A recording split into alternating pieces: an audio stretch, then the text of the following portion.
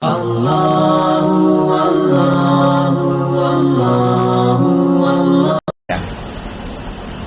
نے آپ حضرات کے سامنے قرآن کریم کی آیت تلاوت کی ہے، والذین جاہدوا فینا لنہدینہم سبلنا وان اللہ لمع المحسنین۔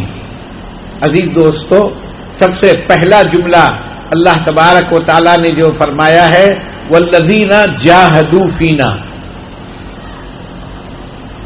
جد و جہد کہتے ہیں محنت کرنے کو، مشقت کرنے کو، کوشش کرنے کو، جستجو کرنے کو۔ تو اللہ تعالیٰ فرماتے ہیں والذین جاہدوا فینا، جو بندہ ہم تک پہنچنے کی جستجو کرتا ہے، جد و جہد کرتا ہے، محنت کرتا ہے ہم کو پانے کے لیے، والذین جاہدوا فینا۔ دیکھیے قرآن کریم کی ایک آیت میں اللہ تبارک و تعالی نے فرمایا ہے کہ ہم نے انسانوں کو صرف اور صرف ہماری عبادت کے لیے پیدا کیا، وما خلقت الجن والانس الا لیعبدون۔ تو اس آیت کی تفسیر میں مفسرین کرام نے فرمایا ہے کہ آیت کے الفاظ تو یہ ہیں وما خلقت الجن والانس الا لیعبدون، کہ میں نے جنوں اور انسانوں کو صرف میری عبادت کے لیے پیدا کیا۔ لیکن مفسرین کرام جب تفسیر کرتے ہیں تو تفسیر یوں کرتے ہیں وما خلقت الجن والانس الا لیعرفون، یعنی یوں بتلاتے ہیں کہ یعبدون کا مطلب یعرفون ہے۔ یعرفون، میں نے جنوں اور انسانوں کو اس لیے پیدا کیا کہ وہ مجھے پہچانے، اور الفاظ کیا ہے؟ الا لیعبدون، میں نے اس لیے پیدا کیا کہ وہ میری عبادت کریں۔ لیکن مفہوم اور اس کا مطلب یہ ہے وما خلقت الجن والانس الا لیعرفون، کہ میں نے جنوں اور انسانوں کو اس لیے پیدا کیا کہ وہ مجھے پہچانے۔ بھلا بتلائیے مفسرین کرام جو معنی کو بتلا رہے ہیں اور اللہ تعالی کی طرف سے جو الفاظ ہیں، اگر کہا جائے، سوچا جائے تو بندہ یہ بول سکتا ہے کہ بھئی جب اس کا مطلب یعرفون تھا تو اللہ تبارک و تعالی عاجز تو نہیں تھے؟ اللہ تبارک و تعالی خود بھی یہ کہہ سکتے تھے وما خلقت الجن والانس الا لیعرفون، اللہ تعالیٰ خود بھی لیعرفون کہہ سکتے تھے، لیکن یعبدون کیوں فرمایا؟ اور اس کے معنی مفہوم یعرفون کے کیوں ہیں؟ اللہ نے یعبدون فرمایا اور معنی مفہوم اس کے یعرفون ہے۔ اللہ فرما رہے ہیں کہ کوئی بندہ بھی بیکار نہیں پیدا کیا گیا بلکہ میری عبادت کے لیے پیدا کیا گیا ہے۔ مفسرین بول رہے نہیں، اللہ کی معرفت کے لیے پیدا کیا گیا ہے۔ تو اللہ تبارک و تعالیٰ بھی تو یعرفون کہہ سکتا تھا، نہیں کہا۔ مفسرین کرام خود ہی اس کی تعویل بیان کرتے ہوئے سمجھاتے ہیں یعرفون کہنے کے بجائے یعبدون اس لیے کہا گیا کہ اللہ کی معرفت حاصل کرنا بغیر عبادت کے ممکن نہیں ہے۔ کوئی آدمی عبادت نہ کرے اور یہ بولے کہ میں عارف باللہ ہوں اور مجھے معرفت اللہ کی حاصل ہو چکی ہے، تو یہ بتلانا مقصود ہے۔ اللہ تبارک و تعالی یعبدون کا لفظ ذکر کر کے یہ بتلانا چاہتے ہیں کہ اللہ کی معرفت حاصل ہوگی تو صرف اور صرف عبادت کے ذریعے سے حاصل ہوگی۔ آپ گھر میں بیٹھیں گے، کونا پکڑ کے بیٹھیں گے، کچھ بھی کریں گے، کیا بھی کریں گے، عبادت نہیں کریں گے، عبادت چھوڑ دیں گے تو اللہ تعالیٰ کی معرفت حاصل ہونے والی نہیں ہے۔ اسی طریقے سے آیت میں اللہ تبارک و تعالیٰ فرماتے ہیں والذین جاہدوا فینا، جو لوگ ہم کو پانے کے لیے، ہماری رضا کو حاصل کرنے کے لیے ہماری مرضیات کو حاصل کرنے کے لیے جدوجہد کرے گا، لنہدینہم سبلنا، تو ضرور ہم ان کو ہم تک پہنچنے کی ہدایت دے دیں گے۔ تو عزیز دوستو، یہ راستہ مجاہدے کا ہے۔ بعض ساتھی ایسے ہوتے ہیں بلکہ اظہار بھی کرتے ہیں، انہوں یہ چاہتے ہیں کہ عبادت نہیں ہونا، حضرت ہوں بول دینا، اور انہوں ساتویں منزل کو پہنچ جانا۔ خالی آپ ہوں بولیے، خالی آپ دعا کر دیجئے، دعا اپنی جگہ پر برحق ہے، لیکن مراتب کا ملنا، اللہ کی مرضیات کا ملنا، اس کے اندر اللہ تعالیٰ فرما رہے ہیں والذین جاہدوا فینا، جو مجاہدہ کرے گا، جو محنت کرے گا، مشقت کرے گا، ہاں دعا دھکے کا کام کرے گی۔ جیسے گاڑی بند ہے اور سیلف کام نہیں کر رہا ہے تو کیا کیا جاتا ہے؟ دھکا دیا جاتا ہے۔ تو گاڑی پٹرول ہے، انجن چالو ہے، پورا صحت مند ہے، صرف سیلف کام نہیں کر رہا ہے تو دھکا دے کر گاڑی کو چالو تو کیا جا سکتا ہے، مگر گاڑی اپنی جگہ پر رہے اور ہم اپنے منزل مقصود کو پہنچ جائیں، یہ ممکن ہے کیا؟ نہیں۔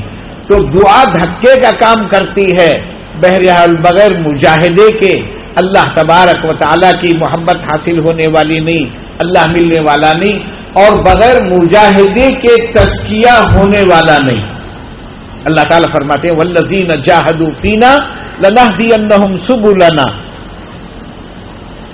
جو ہم کو پانے کے لیے جدوجہد کرے گا، ہم ان کو ہم تک پہنچنے کا راستہ بتلا دیں گے۔ اور اللہ تعالیٰ نے ہدایت کی نسبت اپنے طرف کی ہے۔ ہدایت اس کے معنی آتے ہیں، ایک معنی تو یہ ہے کہ آدمی جہاں جانا چاہتا ہے، جہاں پہنچنا چاہتا ہے، وہاں پہنچنے کا راستہ بتلا دے، یہیں کھڑے کھڑے۔ جیسے اب آپ یہاں ہیں اور آپ بس اسٹینڈ جانا چاہتے ہیں تو آٹو سے جانا پڑے گا۔ اب آپ بولیں گے صاحب آٹو کہاں ملے گا؟ تو کھڑے ہونے والا آدمی آپ کو بتلائے گا کہ آپ یہاں سے باہر جائیے، تھوڑا سا آگے گئے تو وہاں چوراہا ہے، وہاں چوراہے پہ آٹو ٹھہرتے ہیں، وہاں سے آٹو لے لیجیے اور چلے جائیے۔ جی، یہ ایک ہدایت ہے۔ ہدایت کے یہ معنی ہے کہ کہیں بندہ جانا چاہتا ہے تو وہاں جانے کا راستہ کیسا ہے وہ یہیں کھڑے ہو کر بتلائے۔ یہاں سے سیدھے ہاتھ کو جائیے، وہ پھر اسے 50 قدم جانے کے بعد بائیں ہاتھ میں جائیے، پھر رائٹ کو جائیے، پھر لیفٹ کو جائیے، پھر اسٹریٹ جائیے، اس طرح وہ بتلائے گا۔ اس کو بھی ہدایت ہی کہتے ہیں۔ اللہ تبارک و تعالی نے جتنے انبیاء علیہ الصلاۃ والسلام بھیجے ہیں اور جتنے رسول آئے ہیں علیہم الصلاۃ والسلام، اللہ تعالی نے ان کے ذمے جو ہدایت کا کام کیا ہے، اسی طریقے سے قرآن کریم کو بھی فرمایا ہے کہ قرآن کریم بھی ہدایت کی کتاب ہے۔ تو یہاں ہدایت کے معنی انبیاء علیہ الصلاۃ والسلام کی دعوت پر، محنت پر چشمہ ہوتا ہے، یعنی آپ صلی اللہ علیہ وسلم اور تمام انبیاء علیہ الصلاۃ والسلام نے پہنچنے کا راستہ بتلایا ہے، پہنچنے کا راستہ بتلایا ہے۔ اور دوسرے معنی جو ہیں ہدایت کے، وہ ہے منزل مقصود کو پہنچا دینا۔ کوئی بندہ آپ سے اسٹیشن جانے کا راستہ پوچھ رہا ہے تو آپ کے پاس گاڑی ہے تو آپ بولیں گے اچھا آپ بس اسٹینڈ جانا چاہتے ہیں، آئیے میرے پاس گاڑی ہے، پیچھے بیٹھ جائیے، میں ادھر ہی جا رہا ہوں، میں آپ کو وہاں چھوڑ دوں گا۔ تو ایک ہدایت یہ ہے کہ ساتھ جائے اور ساتھ جا کر اس کو جانا چاہتا ہے منزل مقصود تک پہنچا دے۔ تو اس طرح ہدایت کے دو معنی ہوئے۔ اللہ تبارک و تعالی ہدایت کی نسبت اپنی طرف فرما رہے ہیں، اور اللہ تبارک و تعالی کا ہدایت دینا منزل مقصود کو پہنچانا ہے۔ وہ ہدایت کے معنی جو اللہ کی طرف نسبت کی جاتی ہے وہ منزل مقصود کو پہنچانے کے بارے میں کہی جاتی ہے۔ تو اللہ تعالی ہدایت کی نسبت اپنی طرف فرماتے ہیں، والذین جاہدوا فینا لنہدینہم سبلنا، تو ہم منزل مقصود کو ہم پہنچا دیتے ہیں۔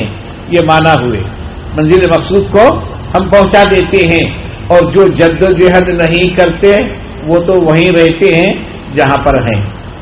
انہیں والذین جاہدوا فینا لنہدینہم سبلنا، ہم تک پہنچنے کا راستہ نہیں بتلاتے۔ اللہ تعالیٰ فرما رہے جب تم کوشش کرو گے ہم تک پہنچنے کی تو ہم تمہارا ہاتھ پکڑ لے کر ہم اپنے پاس لے لیں گے، ہم تک پہنچا لیں گے۔ لنہدینہم سبلنا وان اللہ لمع المحسنین، اور اللہ تبارک و تعالی محسنین کے ساتھ ہے۔ کیا وقت ہے؟ وقت کیا ہے؟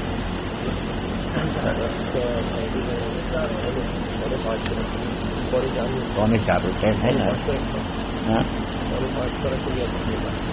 ہو گیا 15 منٹ میں بات۔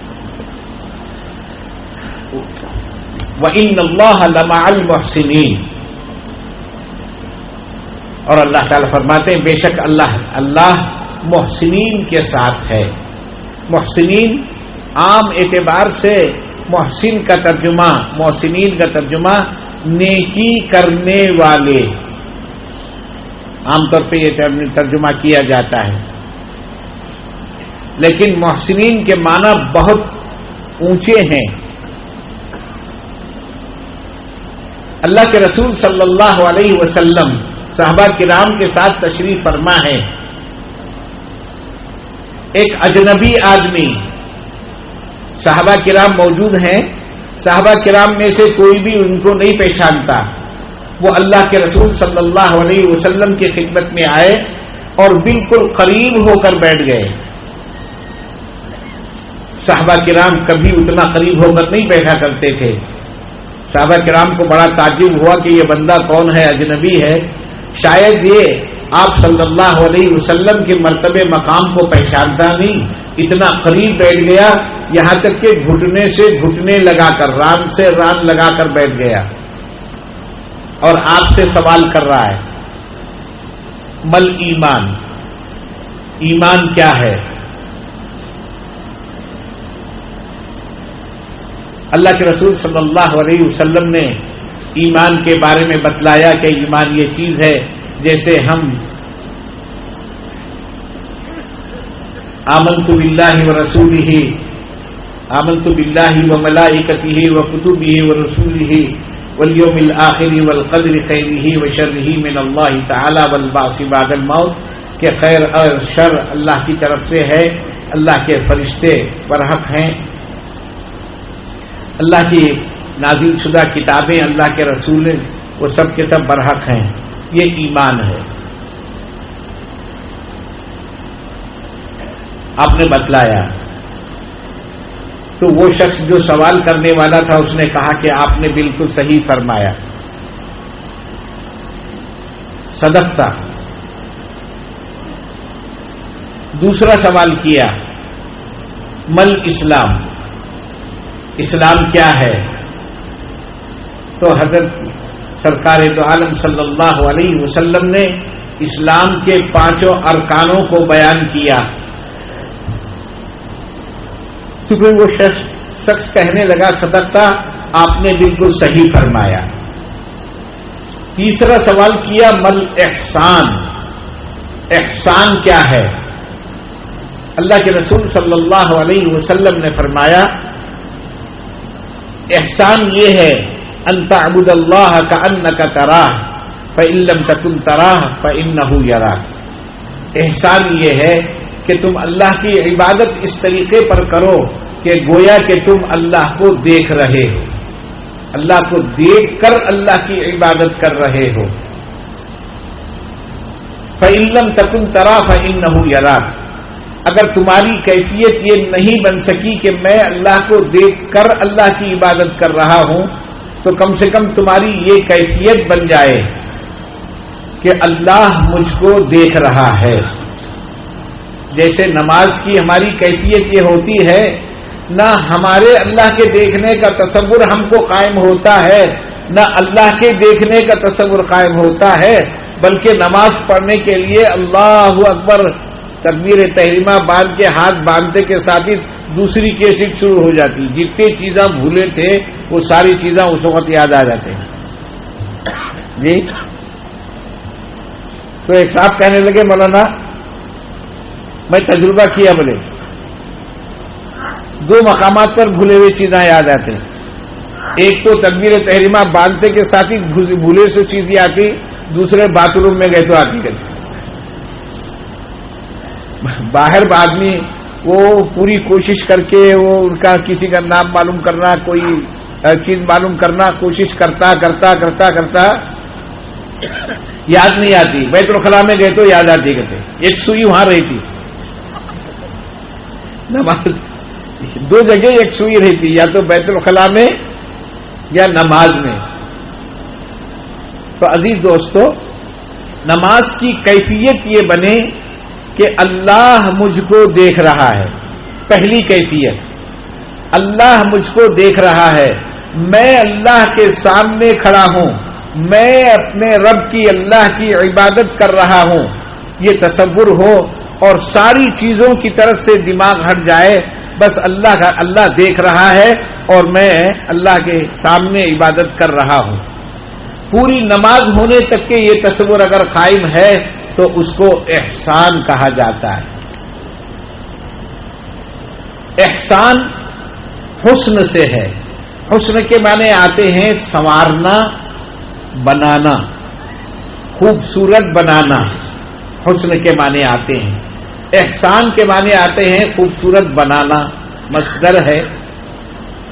تو اپنی عبادت کو، اپنی نماز کو خوبصورت سے خوبصورت بنانا، ایسے نماز کو سنوارنا جو نماز اللہ کی بارگاہ میں قبول ہو جائے، اللہ کو پسند آ جائے۔ ہم جلدی سے جلدی جو ہے جھپ جالی بولتے ہیں، تیزی سے 4 رکعت پڑھے اور چلتے بنتے ہیں۔ بعض مرتبہ ذہنی الجھن رہی تو شاید اب صحابہ کرام کے اوپر بھی وہ کیفیت تاری رہی، جلدی جلدی نماز پڑھے باہر نکلے۔ ایک مرتبہ ایسا ہی ہوا، آپ صلی اللہ علیہ وسلم مسجد میں تشریف فرمائیں، ایک صحابی آئے، بہت جلدی انہوں نے 4 رکعت نماز پڑھی اور باہر نکلنے لگے۔ اللہ کے رسول صلی اللہ علیہ وسلم نے انہیں بلایا، ادھر آؤ۔ وہ آئے تو آپ نے فرمایا صلی فإنک لم تصلی، آپ نماز پڑھیے، کیونکہ ابھی آپ نے جو حرکت کی وہ نماز نہیں پڑھی، آپ نے ایکٹنگ ہو گئی، وہ جلدی جو ہے رکوع سجدہ ہونا۔ تو اس طرح 3 مرتبہ ان کو دہرایا، ہر مرتبہ بلایا صلی فإنک لم تصلی۔ آخر کار ان کو سمجھ میں آ گیا کہ میں نماز جلدی پڑھ رہا ہوں، تو اس وجہ سے اللہ کے رسول صلی اللہ علیہ وسلم فرماتے ہیں کہ وہ نماز نہیں ہوئی۔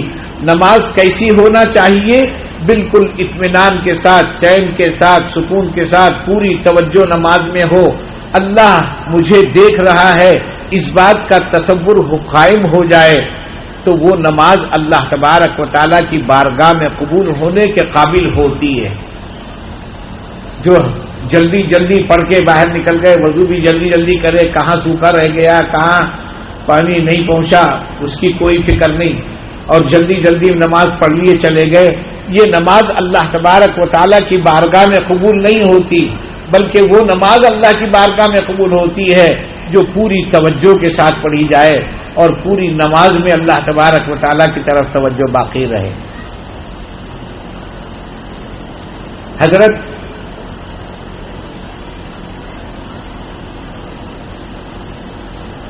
بزرگ کا نام بھول رہا ہوں،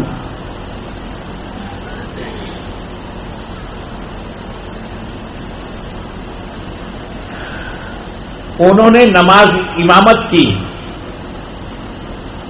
امام محمد غزالی رحمۃ اللہ علیہ، امام محمد غزالی رحمۃ اللہ علیہ نے امامت کی اور امام تھے. کہتے ہیں کہ ان کے پیچھے ان کے بھائی کھڑے ہوئے ابتدا میں. نماز شروع ہوئی، 2 رکعت نماز ختم ہو گئی. تیسری رکعت کے لیے کھڑے ہوئے تو ان کے بھائی جو پیچھے ابتدا میں تھے وہ نماز توڑ کر بازو ہٹ گئے. نماز توڑ کر بازو ہٹ گئے. لوگوں نے کہا کہ صاحب یہ آپ کے پیچھے 2 رکعت نماز پڑھے اور نماز جماعت سے نماز جو پڑھ رہے تھے وہ توڑ کر پھر اپنے آپ علیحدہ پڑھنے لگے. ان سے پوچھا گیا کہ آپ نے ایسا کیوں کیا؟ تو انہوں نے کہا کہ یہ پہلے 2 رکعت جو نماز پڑھائے میں نے یہ محسوس کیا کہ یہ پوری طریقے سے نماز میں منہمک تھے اور ان کے تصورات، خیالات، توجہ پوری نماز میں تھی.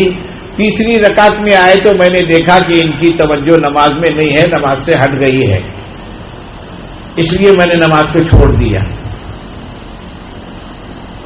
والدہ نے بلا کر پوچھا کہ کیا واقعتاً ایسا ہوا؟ تو امام محمد غزالی رحمۃ اللہ علیہ شرماتے ہوئے بڑے شرمیلے انداز میں کہنے لگے کہ ہاں اما جان ایسا ضرور ہوا ہے. 2 رکعت میں نے پڑھایا اور نماز سے پہلے ایک مسئلے میں الجھا ہوا تھا.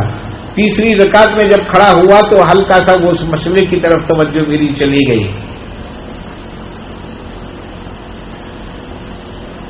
ماں نے کہا دونوں بیٹوں سے کہ تم دونوں نے میری محنت کو حقارت کر دیا.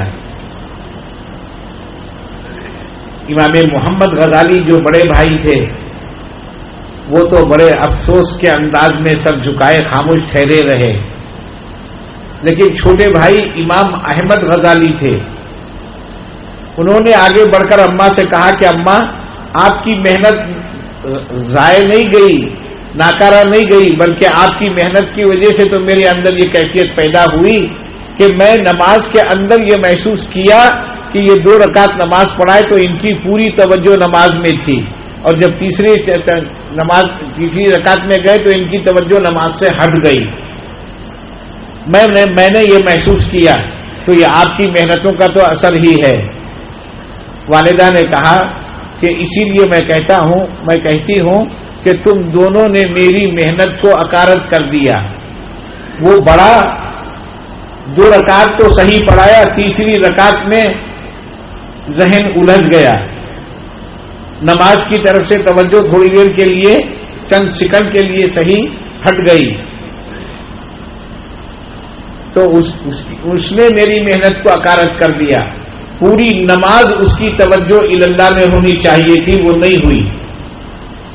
بولے تو اس طریقے پر میری محنت کو اکارت کیا کہ تو اپنی نماز میں رہنے کے بجائے توجہ اپنی نماز میں رہنے کے بجائے اس کی نماز میں تیری توجہ کہیں گئی. وہ کہیں کو دیکھا 2 نماز اچھے پڑھائے، 2 رکعت اچھی پڑھائے اور تیسری رکعت اچھی نہیں پڑھائے. تو اپنی نماز میں جھانکنا چاہیے تھا. تو اپنی نماز پڑھ رہا تھا کہ بھائی کی نماز میں جھانک رہا تھا؟ تو پوری نماز ہونے تک کے گویا کہ بھائی کی نماز میں جھانک رہا تھا. اس طریقے سے دونوں بھی میری محنت کو اکارت کر دیے. تو عزیز دوستو، پوری نماز ہونے تک کے توجہ کا نماز کے اندر قائم رہنا یہ احسان کہلاتا ہے. اور وہ کیفیت جو اللہ کے رسول صلی اللہ علیہ وسلم نے پہلے بیان فرمائی، ان تعبد اللہ کأنک تراہ فإن لم تکن تراہ فإنہ یراک. تو پہلی کیفیت جو بتلائی، تو نماز پڑھ تو اس کیفیت کے ساتھ پڑھ کے میں اللہ کو دیکھ رہا ہوں. تو اللہ کے مخلص بندوں کی نمازوں کا یہ حال ہوتا ہے کہ وہ جب نماز کے لیے کھڑے ہوتے ہیں، توجہ باندھتے ہیں، تکبیر تحریمہ باندھتے ہیں، تو اللہ تبارک و تعالیٰ کی ذات سامنے ہوتی ہے اور اللہ تبارک و تعالیٰ کی ذات کا مشاہدہ کرتے ہوئے نماز پڑھتے ہیں. اگر یہ کیفیت نہیں ہوتی اہل اللہ حضرات کی، اور یہ اللہ حضرات کی اگر یہ کیفیت نہیں ہوتی تو آپ صلی اللہ علیہ وسلم بیان ہی نہیں کرتے. یہ کیفیت ہو سکتی ہے اور ہوتی ہے. اس لیے اللہ کے رسول صلی اللہ علیہ وسلم نے فرمایا ان تعبد اللہ کأنک تراہ. تیری کیفیت یہ ہو جانا چاہیے کہ تو اللہ کو دیکھ رہا ہے, اللہ کو دیکھ کر اللہ کی عبادت کر رہا ہے, سجدہ کر رہا ہے.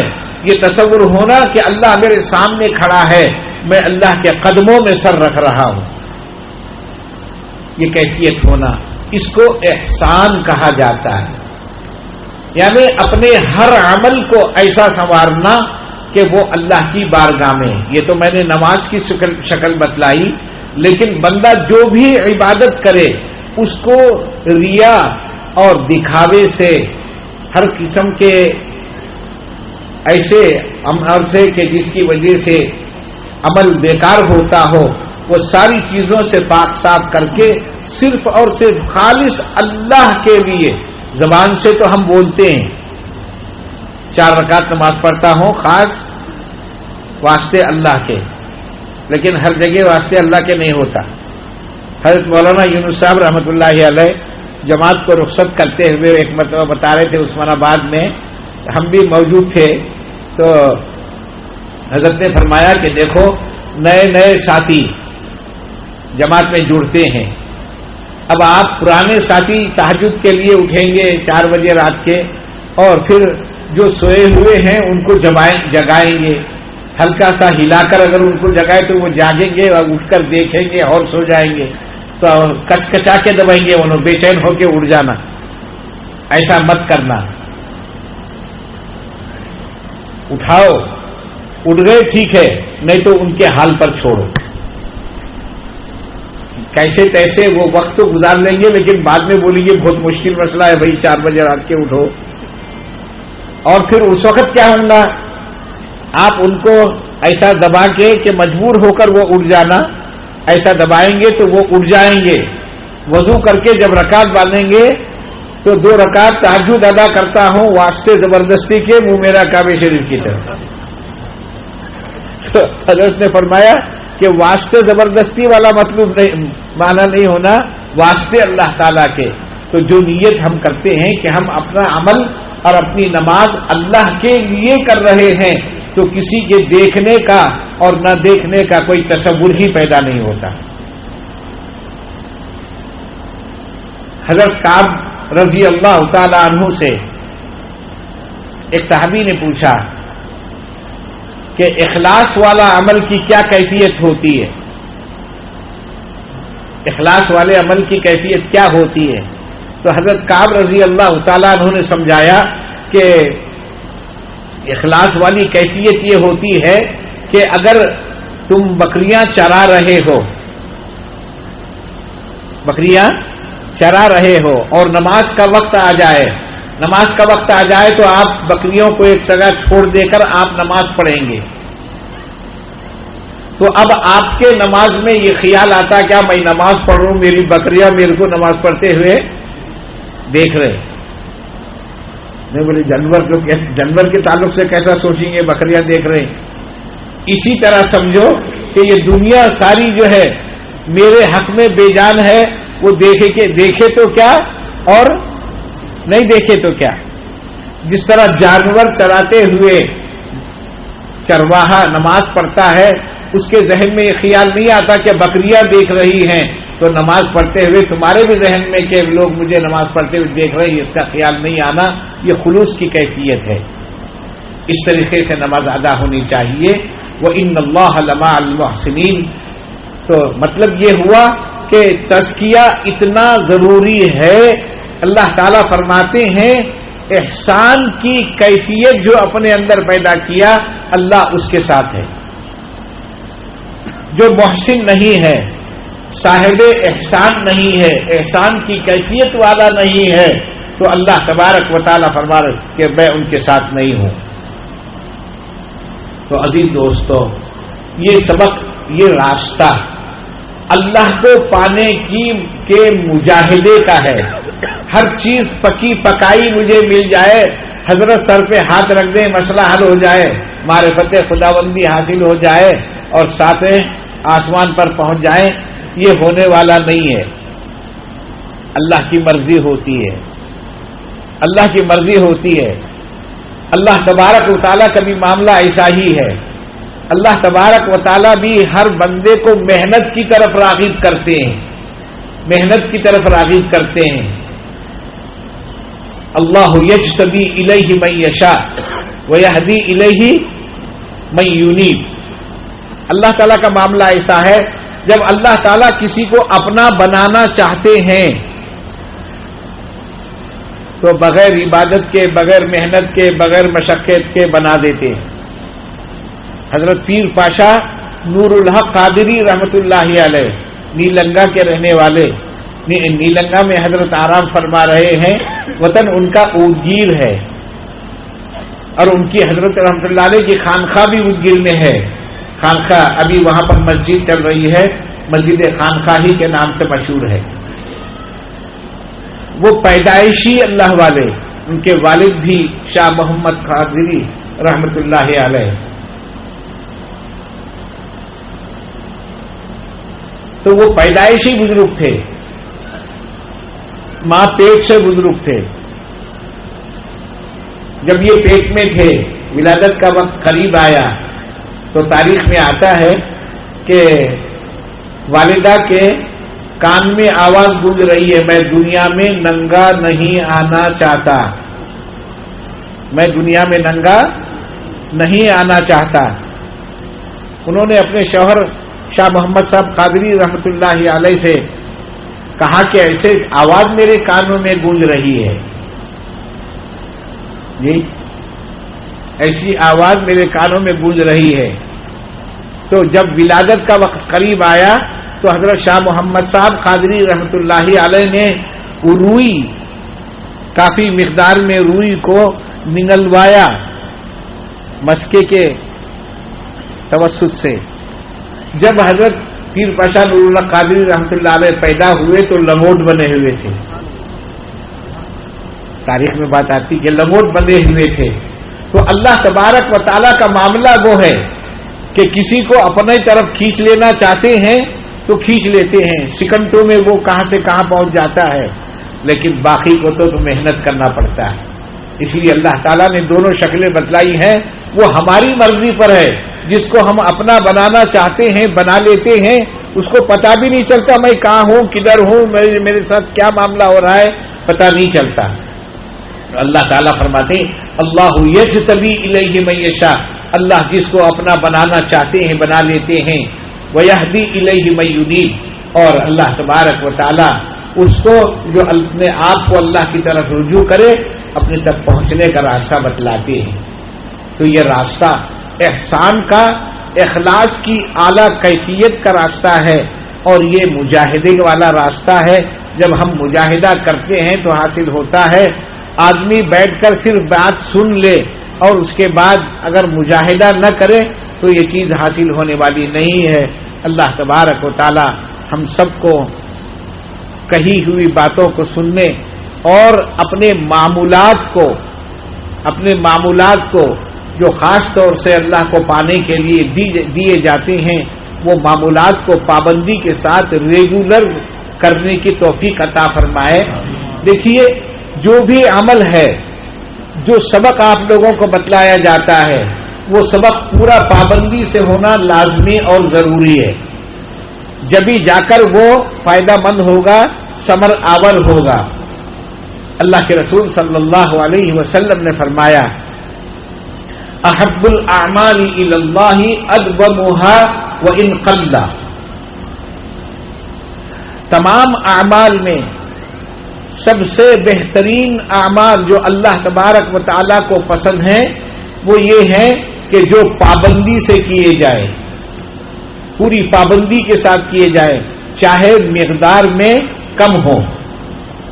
احب الاعمال الی اللہ ادومها وان قل، پابندی کے ساتھ جو عمل کیا جائے وہ اللہ کو محبوب ہے، چاہے مقدار میں کم ہو۔ اب آپ کو جو سبق دیا جاتا ہے ترتیب کے ساتھ ابتدا میں شروع میں کم ہی دیا جاتا ہے. اگر وہ ابتدا میں شروع میں جو کم سبق ہوتا ہے اس کو اپنے پابندی سے کر لیا تو اگلا سبق اس سے مقدار میں زیادہ ہو تو وہ آسان ہوتا ہے. ورنہ شروع میں ہی آپ ذکر ہو رہا ہے کیا تو خالی منڈی ہلا دے, زبان سے نہیں بولتے. زبان سے بولے تو جھوٹ بولے ایسا ہوتا نا, اس لیے زبان سے نہیں بولتے, خالی منڈی ہلاتے تو ہاں ہو رہا ہے بولے. تسبیحات پابندی سے ہو رہی تو ہاں گبو گبو. اللہ تبارک و تعالی ہم سب کو تمام اعمال پر استقامت نصیب فرمائے اور دنیا اور آخرت کی سعادت مندی اللہ تعالی اپنی محبت ہم سب کو عطا فرمائے. وآخر دعوانا الحمد للہ رب العالمین.